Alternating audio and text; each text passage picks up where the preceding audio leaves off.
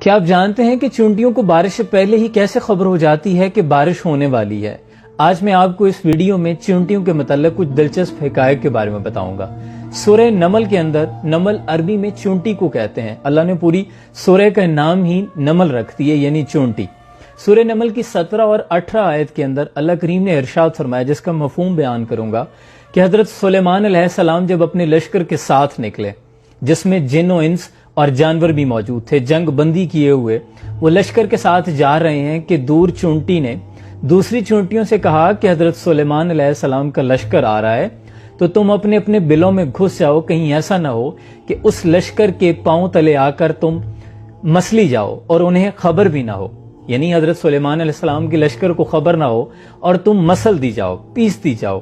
حضرت سلیمان علیہ السلام کو اللہ کریم نے، اپنے نبی کو، یہ طاقت عطا کی تھی کہ وہ جانوروں کی زبان سن سکتے تھے۔ حضرت سلیمان علیہ السلام نے چونٹی کی اس آواز کو سنا اور اپنے لشکر کا رخ موڑ لیا، راستہ تبدیل کر لیا۔ جدید سائنس نے اس بات کو پروو کیا ہے کہ چونٹیوں کے اندر ایک بہت بڑی صلاحیت موجود ہے۔ وہ اتنے مضبوط معاشی نظام کے تحت زندگی گزارتی ہیں کہ وہ جب ایک دوسرے کے ساتھ منہ کے ساتھ منہ ٹچ کرتی ہیں، آپ نے اکثر دیکھا ہوگا کہ چلتے ہوئے وہ رک کر ایک دوسرے کے ساتھ منہ لگاتی ہیں، پھر آگے چل دیتی ہیں۔ اپنے منہ سے ایک مواد نکالتی ہیں اور وہ دوسری چونٹی کے منہ پر لگا دیتی ہیں، پھر دوسری چونٹی اس مواد کو ڈی کوڈ کرتی ہے، اس میں پیغام موجود ہوتا ہے۔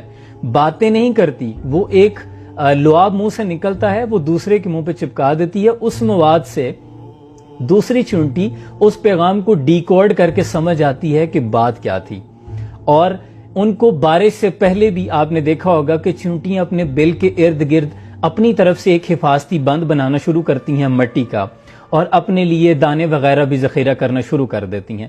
وہ ہوا میں نمی کے تناسب کو محسوس کر لیتی ہیں۔ اللہ نے ان میں ایک سینسر لگایا اور اس سسٹم کو ہائیڈروفولک کہتے ہیں، جس نظام کے تحت ہمیں بارش کے ہونے سے پہلے ہی پیش گوئی کر دی جاتی ہے۔ محکمہ موسمیات کے آپ نے دیکھا ہوگا کہ محکمہ موسمیات ہمیں بتا دیتی ہے کہ بارش ہونے والی ہے۔